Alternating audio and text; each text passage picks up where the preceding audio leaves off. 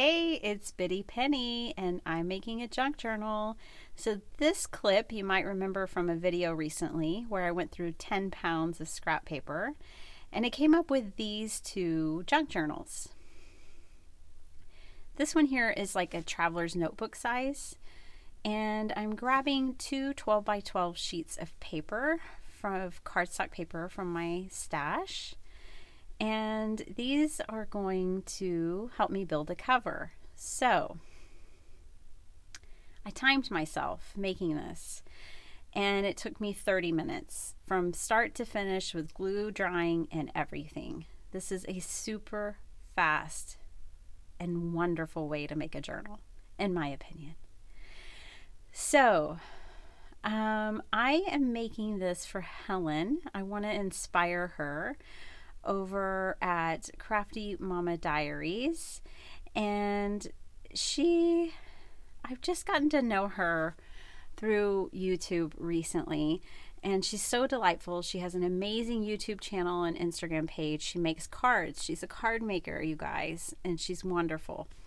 Anyway, so she had commented before, and she was interested in maybe attempting a junk journal. So I made this to inspire her further and to inspire all of you. Maybe you're card makers and you're tempted, but you just don't know about junk journals. So this is for you. Grab a cereal box. The bigger, the better. This is like the giant size. Yes, we eat the giant size of Lucky Charms. They're magically delicious. And I am not measuring at all, not at this point. I am just using my paper as my guide. And here I'm going to cut off the edges, and I try to keep it relatively straight following these fold lines that are in the cardboard already. And I'm basically just getting this small enough to put it in my paper trimmer so I can get straight edges. So, because I can't cut a straight edge, you guys. It's not happening. I'm going to show you here. There's a couple of these scraps I'm going to keep because they make great spines if I'm doing a reconstruction on a book. All right, so here is the paper trimmer.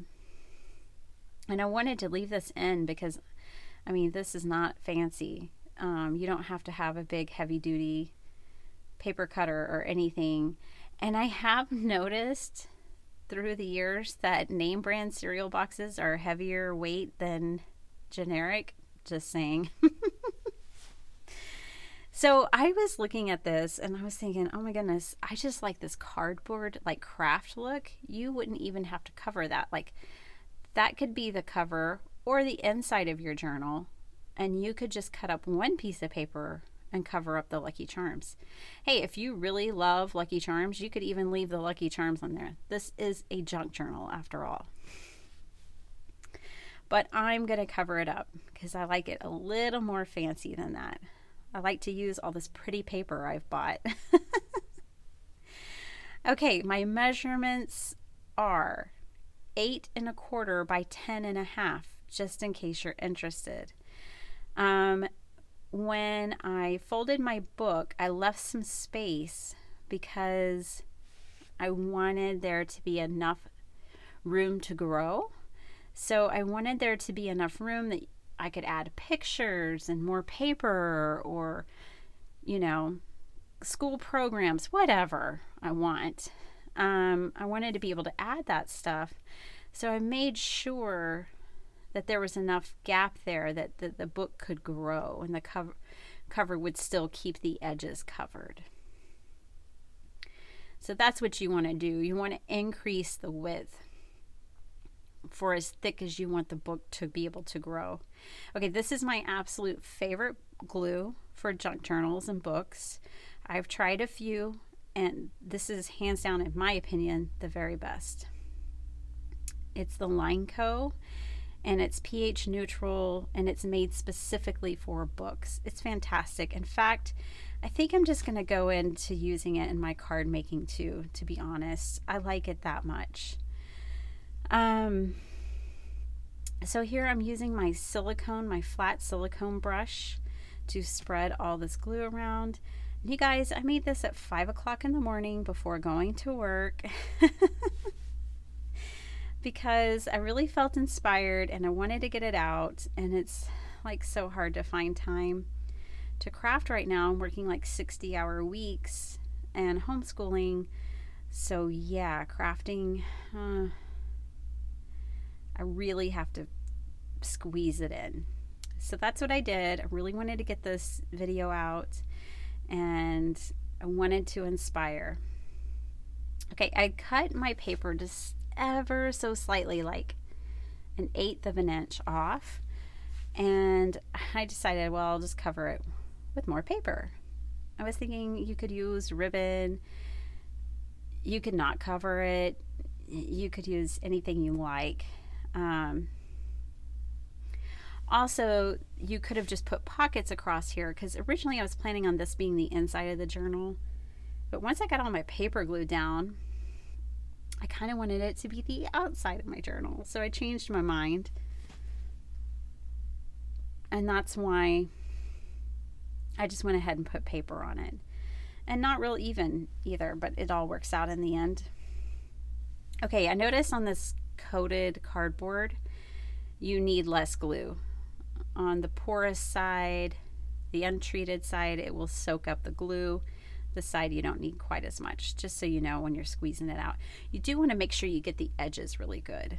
One thing I like about this glue is it dries fast, but that's also sometimes what I don't like about it.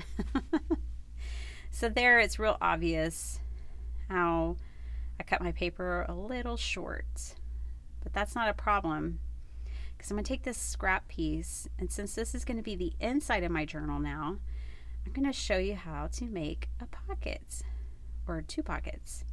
So the first thing I'm going to do is cut my paper down so that I know it fits, because I'm really not measuring. I'm showing y'all how to do this without measuring. Okay, I just fold that in half, and then I'm going to go in just a little bit, like 1/2 inch, and hand cut my pockets. You could use die cuts for this, like you could do all kinds of fancy things.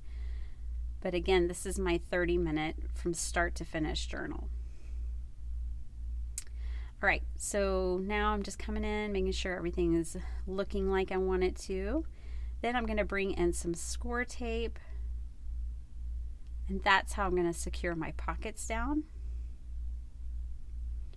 Here I want to show you that with the pockets, there's kind of like 2 philosophies on the taping the pockets down, and so I'm going to show you both of those. I basically thought I'd throw in as many tips. I've made a lot of junk journals, so I'm trying to give y'all the crash course in a very easy version. I think this is the most simple one I know how to make. Okay, so the first idea is that you just put your tape on your pocket and glue it down, but you can see the paper's pretty tight, the pocket's pretty tight, and you might have to stretch it a little. The second theory is you go ahead and put your tape on your pocket, just like the first go. But this time, what I'm going to do is I'm going to bring in an A2 card base. And what it's going to do is give me just a tiny bit of separation. Now you want to make sure you don't glue the paper down, like just hold it above the pocket so you have plenty of room to put, but that is going to naturally give you some space in your pocket so you can stuff it. So there's 2 different ways of doing it, but they both get the job done. Okay, I had trained my board to go the other way, so now I'm going to have to work it a little bit and train it to fold back this other way.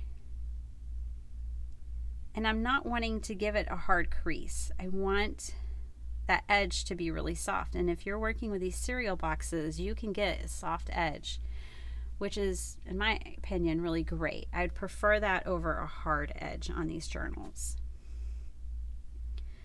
Okay, so here are my inserts. And now typically I would like saddle stitch these in, but I also am really enjoying a flow journal currently. I like it because I can rearrange paper. I can put things into the book that weren't there before. I'm just really liking the flow books. So that's what we're going to make here today. I brought in 3 different types of like ribbon, lace, yarn. I wanted you to see options. Plus, I wanted the journal to be pretty eclectic. And basically, I think I usually cut mine about 2.5 lengths of the journal. So that gives me plenty of tying room for my ribbons and bows, which is better than not having enough ribbon. Okay, so I have a tip for you guys. I've been working in the flow for a while, and I don't like just tying it in with string. I actually really like this thing that I made up. I mean, it may be out there somewhere, but I've never seen someone do it before. But what I do is I just take my regular sewing thread and I use a little dab of washi tape.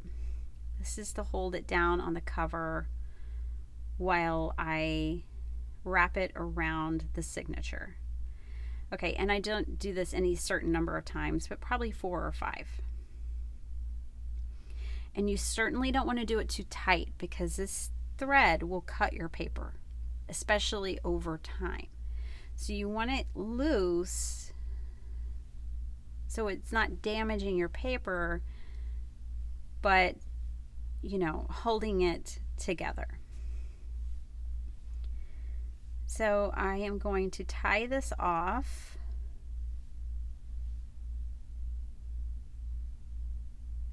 And I have found that this really keeps my flow journals intact. In fact, I'm going to show you in this video, I'm going to turn the flow journal upside down and shake it vigorously, and nothing is going to go flying out.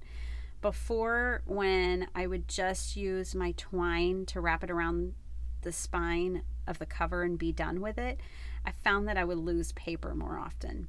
So this has been my happy place with flow journals, is by adding in this step. And it keeps it secure. But yes, I still have that flexibility of a flow journal. Okay, so now all 3 of my signatures have the thread. And now I'm going to take, this is like a yarn of sorts. And I am going to tie this to the cover of the book. And guys, I mean, like, we're almost done already. This is so quick and it's so much fun and it's so rewarding. You need Christmas gifts for a bestie or someone, make them a quick journal. I know you have the scraps. I know you've got paper. We all have paper. If you're watching this video, you have paper. And I mean, in no time, in 30 minutes, you could have a journal made.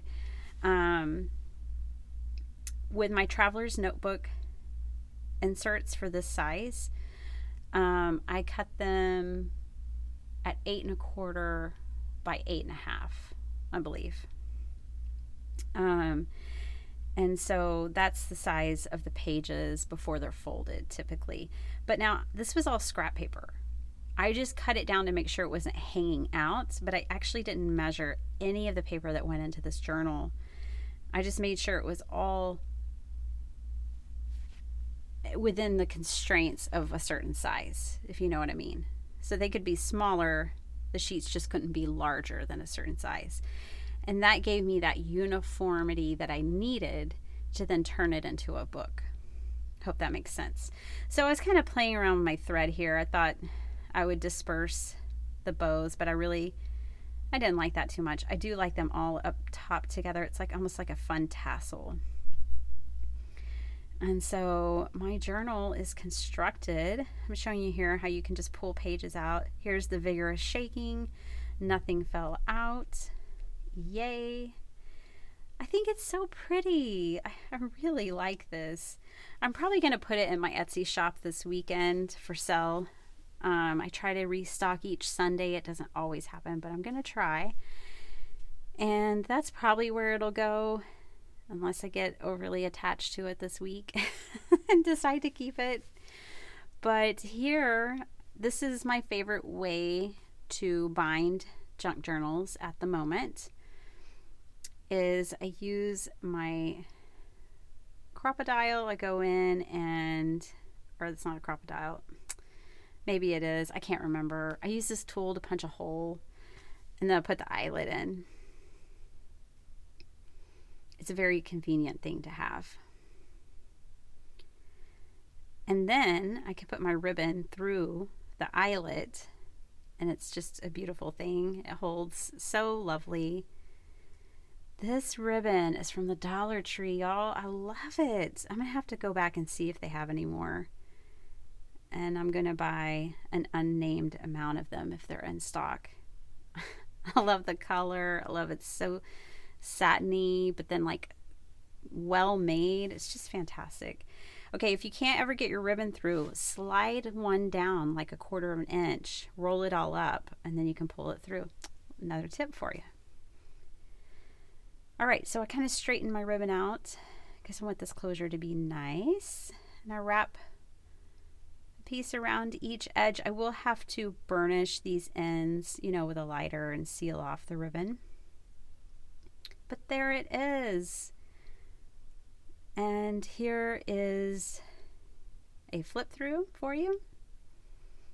This is so much fun. Like you could add your favorite ephemera to the front. You could add in pockets, pictures, notes, scriptures, anything you like. That's an A2 card base again there. I'm just showing you the pockets. Again, guys, this was absolutely 100% just scrap paper from my bin. And I had enough to make 2 of these. The next journal is actually going to be an A5. It's a little bit bigger. But I think this just turned out so great. And I'll tell you that when I was pulling the paper out of the scrap bin, I really didn't think too much at all about the composition, and it still turned out great. Like, you don't have to overthink it. If you have materials that you like, it's going to turn out great. I did just put things by size, and that way I could get a variety in each signature. So I just sorted stuff out by size and color, pulled from there, put it all together, and this is what I came up with.